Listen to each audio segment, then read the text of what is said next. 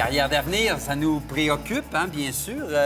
Tu disais justement la semaine passée que là, on est dans les moments où on choisit les écoles là, pour l'année prochaine, pour nos petits poux. Les demandes d'admission, oui, pour nos petits poux. Mon petit pou, mais nos grands poux, eux autres, c'est les aider, les guider à se trouver un métier ou quelque chose qui les intéresse, les allumer sur quelque chose aussi. Hein? Des fois, on ne sait pas où regarder. Parce qu'aussi, avec les nouvelles technologies, le marché du travail change tellement rapidement. Il y a des métiers qui disparaissent, il y en a d'autres qui apparaissent. Le conseiller en médias sociaux, ça n'existait pas là, il y a encore non, tout à fait. quelques années. Ça l'est. Il y a quand même... Éric Grenier, bienvenue. Bien, merci. Bonjour. Bonjour. Donc, dans ce guide-là, je le disais en début d'émission, qui est vite devenu un incontournable, en fait, surtout en ce temps-ci de l'année, vous présentez 130 formations gagnantes. On parle des formations de tout niveau, là, professionnelles, collégiales ou encore universitaires. Exactement. Donc, là-dessus, il y en a au moins 80 que c'est des formations professionnelles techniques ou encore collégiales techniques. Donc, pas seulement que des diplômes universitaires, parce qu'on pourrait avoir tendance peut-être à penser que ça. Technique, c'est 2 ou 3 ans de collégial. 3 ans de collégial, alors que sur le plan hein? professionnel, au niveau professionnel, c'est plus en termes d'heures. Parfois, c'est 900 heures, des fois 1800 heures. Alors, quels sont les secteurs les plus prometteurs d'emploi? Oui, il y a, tout d'abord, justement, on parlait des technologies de l'information. Justement, c'est un des grands secteurs. D'ici 2014, on devrait embaucher au moins 7500 personnes dans ce secteur-là. Au Québec seulement? Au Québec seulement. Et c'est pas seulement que dans les entreprises spécialisées dans le domaine. Toutes les industries aujourd'hui ont des besoins informatiques. Moindrement que l'entreprise a un peu de taille, on a des serveurs informatiques. Donc, on a besoin de spécialistes pour gérer tout ça. On a besoin justement de gestionnaires de réseau. On a besoin de programmeurs, d'analystes, des gens spécialisés dans le domaine du jeu vidéo. Bref, il y a à peu près dans toutes les professions qui sont reliées à ce secteur-là, il y a de l'avenir. Dans le Grand Nord, on dit que l'avenir est dans le trou. Parce que le secteur des mines, ça roule énormément fort. On a entendu beaucoup parler avec le Plan Nord, mais bien avant le Plan Nord, ça a déjà démarré par la simple et bonne raison que le Québec est riche en minéraux. Il y a de plus en plus de demandes de ce côté-là. Alors, on prévoit d'embaucher au moins 10 000 personnes, et pas seulement juste à cause de la croissance de l'industrie, simplement pour remplacer d'abord les gens de l'industrie qui vont partir à la retraite et ceux qui quittent le métier aussi parce que c'est difficile. Donc, un roulement de personnel relativement élevé. Alors, il faut embaucher. On ne cherche pas seulement que des mineurs. Dans une mine, il y a aussi des menuisiers, il y a des soudeurs, des camionneurs, des opérateurs de machinerie lourde. Également, ça prend des administrateurs, ça prend des ingénieurs. Bref, il y a toutes sortes de corps de métier autour d'une mine qui ressemblent ni plus ni moins qu'à l'ensemble d'une vraie petite ville. Oui, c'est une petite communauté. Exactement, hein? Exactement.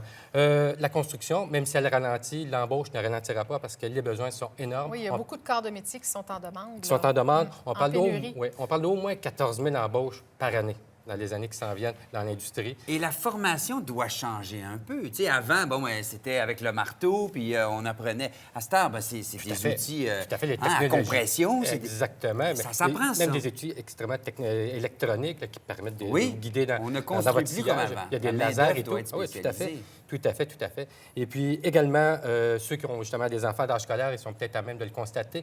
On manque d'enseignants dans nos écoles, que ce soit primaire ou secondaire, des enseignants en anglais, des enseignants de mathématiques, de sciences. Donc, il y a beaucoup de besoins de ce côté-là. Aussi, les spécialistes qui d'aide aux études, on peut penser entre autres aux ergothérapeutes, entre autres. Donc, il y a énormément de demandes parce qu'il y a beaucoup de programmes présentement qui sont en œuvre au Québec pour justement aider les élèves plus en difficulté, leur permettre quand même de bien réussir. Et puis, il y a le secteur de la santé. Ben oui, et le secteur de la santé qui est frappé par 2 tempêtes. Le vieillissement de la population, parce qu'on exige de plus en plus de soins lorsqu'on vieillit. Et aussi par le vieillissement de la population, parce que les professionnels de la santé eux aussi vont partir. Ils vont partir, vont quitter pour la retraite. Okay. Donc, on prévoit au moins 22 000 embauches d'ici 2016 dans le secteur. Et c'est du monde, ça. 2016, c'est demain, là, ça. Oui. De ce que je vois, Éric, finalement, pas nécessaire d'aller à l'université. Comme parents, on souhaite souvent que nos enfants choisissent une profession, aillent à l'université, mais il y a un très bel avenir pour et ceux... d'autant plus que, effectivement, la population québécoise est beaucoup scolarisée, beaucoup plus de diplômés universitaires, et les diplômés universitaires ont tendance à encourager leurs enfants à aller aux études universitaires. Pas pour paraphraser Duplessis qui disait que l'éducation, c'est comme la boisson, c'est pas tout le monde qui porte ça bien, mais quand même, on n'en est plus là. Mais ça reste qu'il y a dans les métiers, on a beaucoup négligé les métiers donc, qui exigent des formations professionnelles ou encore au collégial technique. Il y a beaucoup d'avenir là-dedans. Comme je l'ai dit tantôt, 80 des 130 formations gagnantes. On a des exemples de métiers en demande. Je pense que vous en avez préparé quelques-uns. Voilà. On a un petit tableau. Ils sont intéressants. Voilà le petit tableau.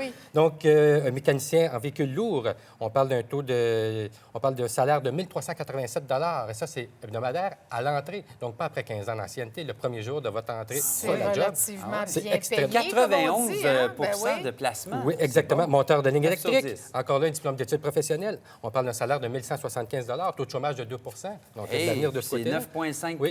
sur 10, le Sur- placement. Au niveau collégial, technique d'hygiène dentaire, on parle de taux de placement de 98,4 taux de chômage de 0 et ensuite conseiller en assurance des services financiers. Encore là, un taux de chômage de 0 un salaire hebdomadaire moyen de 700 700 je le répète, à l'entrée. Et le salaire moyen du Québécois moyen, celui qui a 45 ans, 50 ans, son salaire moyen de 800 Donc, ça commence quand même bien une vie. Là, on voit les salaires et dans votre guide, à chaque emploi, corps de métier dont vous parlez des formations et il y a le salaire. C'est sûr qu'on travaille d'abord et avant tout pour gagner de l'argent, mais quel poids ça doit avoir dans un choix de carrière, ça, la rémunération? Ça dépend des valeurs de chacun, je pense. Chaque individu accorde une importance plus ou moins grande à l'argent. Quelqu'un qui veut bien prospérer, forcément, va vouloir regarder de ce côté-là. Quelqu'un d'autre qui, pour lui, juste être bien dans son travail, aimer ce qu'il fait, se réaliser, probablement qu'il va mieux de regarder un peu c'est quoi les descriptions de tâches de chacune des formations, de chacun des métiers qui mènent aux formations et des professions. Donc, je pense que l'argent, oui, c'est important. Il faut y penser. Il faut se poser... Moi, Oui. on m'a déjà, à la blague, lancé... on m'a dit, Marc-André, avant d'accepter un contrat ou avant d'accepter une job, tu dois te poser 3 questions. Tu dois te demander, est-ce que tu vas apprendre quelque chose? Est-ce que tu vas avoir du plaisir? Est-ce que ça va être payant? Et si tu es capable de dire oui à 2 sur 3, tu le fais. Si tu n'es pas capable de dire de répondre oui à 2 sur 3, tu le fais pas. Donc, effectivement, il faut que je pense avoir du plaisir. Il faut que tu continues à apprendre dans la vie. C'est ça qui te tient. Et puis, si c'est payant, Bien, tant mieux. plus que C'est tant ça. mieux. Je pense qu'il faut que ça soit aussi... parce que ça sert à rien de travailler longtemps, d'accepter un travail parce que c'est payant. Si tu n'es Non, pas parce qu'on heureux va être là, tu malheureux. vas, Et de tu vas toute te façon, tuer à l'ouvrage. non seulement qu'on se Ouais. tue à l'ouvrage, mais de toute façon, on risque de perdre notre emploi. Parce En que- plus, parce on qu'on n'est ne sera pas pas, on sera motivé. pas engagé, on ne sera pas motivé exactement, Ouais. puis on va se retrouver avec 0 salaire finalement. Donc, on n'est pas plus avancé. Là, Éric, je sens qu'il y a beaucoup de parents qui vont aller acheter ça dans les prochains jours. Comment on peut présenter ça à notre jeune? Parce que comme parents, on regarde ça puis on dit « Ah oui, il me semble que je le verrais là-dedans », tout ça, mais on sait que les jeunes aiment bien faire leur propre choix. C'est de leur mettre entre les mains, de le laisser traîner. On peut le laisser traîner, mais je pense qu'il faut aussi le lire. Les parents ont peut-être... Avec eux? D'abord, peut-être soi-même. Avec eux, s'ils veulent bien, mais souvent, les jeunes, moi, je ne veux pas en entendre parler, tout ça. D'abord, commencer par le regarder nous-mêmes, et puis là, on va sûrement identifier certaines professions ou certaines formations. Dire, hey, ça, par exemple, je te verrais là-dedans. Tu es bon avec tes mains, tu es bon avec les mathématiques, tu es bon avec les concepts artistiques. Donc, ça irait peut-être mieux. On va peut-être valoriser notre jeune ou lui redonner confiance en exactement, soi. exact. Sinon, on lui dit « Hey, je te verrai là-dedans. » Oui. Pour vrai? Et puis, par la suite, donc, on risque de l'intéresser finalement, de passer au travers et de choisir une formation qui va l'amener quelque part. Et ce qui est intéressant aussi, c'est que maintenant, les formations, c'est plus des cul-de-sac. C'est-à-dire, autrefois, on prenait une formation, on avait notre diplôme, s'arrêtait là. Si on voulait aller ailleurs, il fallait recommencer à zéro. De plus en plus, aujourd'hui, il y a des systèmes de passerelle, ce qui fait que c'est pas parce que vous entrez, par exemple, pour un diplôme d'études collégiales techniques de 3 ans que les portes de l'université vont vous être fermées. Ben vous allez non. pouvoir maintenant, grâce à des systèmes de passerelle, d'accéder à l'université dans un programme qui est similaire, évidemment, et qui va vous permettre de commencer, non pas à zéro, mais un peu plus loin dans le processus. Et puis, donc, il n'y a pas de gêne, finalement, de dire je vais commencer par le collégial seulement, puis je verrai plus tard si j'ai le goût de l'université. Oui, parce qu'il y a une chose qui est sûre, c'est qu'on n'aura pas... Nos jeunes, et nous, c'est déjà commencé, c'est pas une formation. Hein. On peut avoir 2, 3 carrières au à fait. cours d'une vie. Oui. Et On ça commence s'adresse, journaliste, on commence devient journaliste. après ça animatrice, C'est ça. puis productrice. Donc, ça s'adresse aussi aux gens qui réorientent leur carrière. Tout à fait, tout Ouais. à fait. Je pense que c'est de plus en plus, les gens vont se réorienter. On le voit parce que lorsqu'on est fait 20, 25 ans qu'on est dans le même job et qu'on perd notre job du jour au lendemain, c'est difficile de se réorienter parce que le métier, en fait, le travail lequel on fait, il n'est plus à la mode, il n'est plus considéré. Il faut donc repartir et je pense que souvent... Est-ce qu'il existe une version en ligne? Y a-t-il une version... Il n'y a pas de version en ligne. Par OK. contre, il y a sur le site Internet, on a beaucoup d'informations, de toute façon, qui sont relatives au choix de carrière. Pharmacien, pharmacienne, ça, Sophie, c'est-tu encore en mode... Je vais regarder, mais Très mon petit recherché. doigt me dit que c'est Ça très doit, recherché. hein? Oui, Eh oui, bien, oui, oui. on On se continue bat pour les avec pharmaciens. des professions d'avenir. On va parler de pilules.